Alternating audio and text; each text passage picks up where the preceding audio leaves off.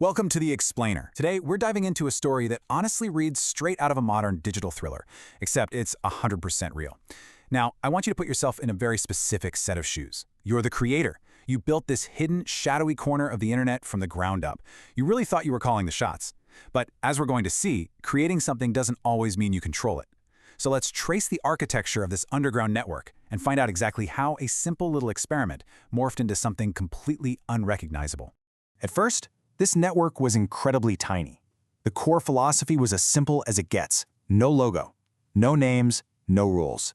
It was just this hidden website, buried way down deep beneath thick, complex layers of encryption.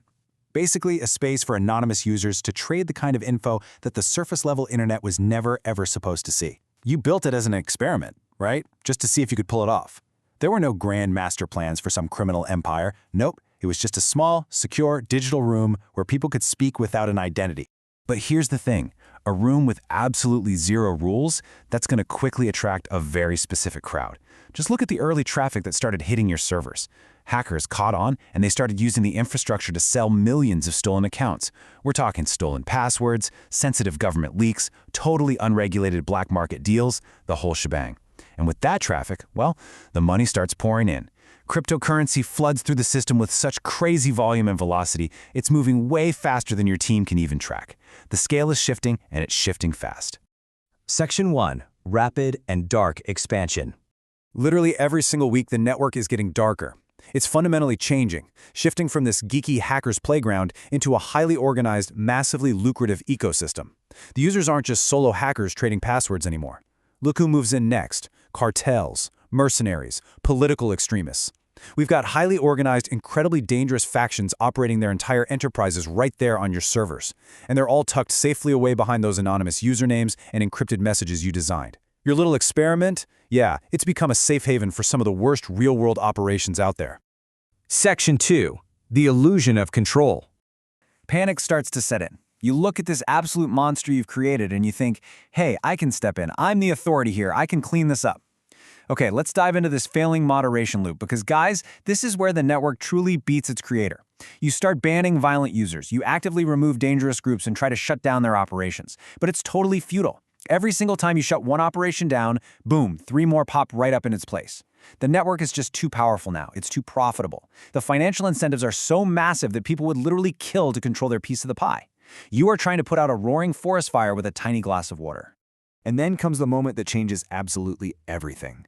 Late one night, a private message pops up directly on your screen. No username attached to it, no profile picture.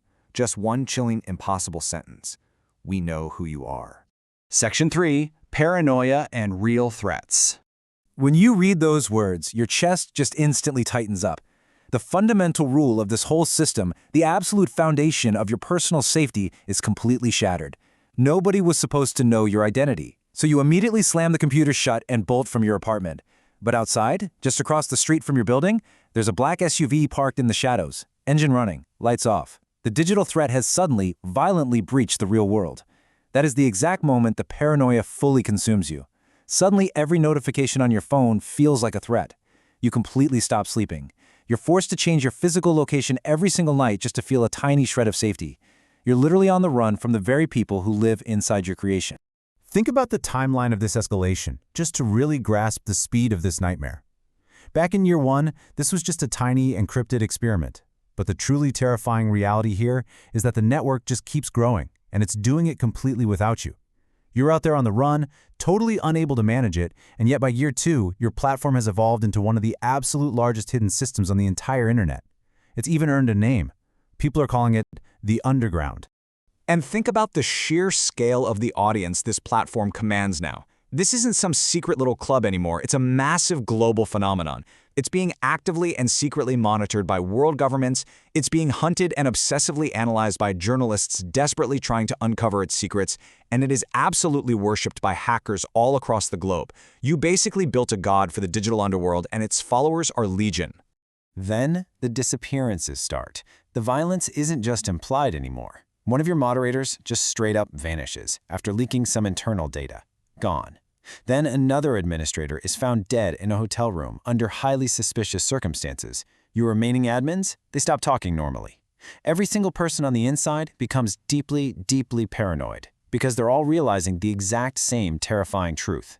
Somewhere down deep inside the network, someone else has taken the wheel. Someone way more powerful than you. Section 4. The Final Takeover.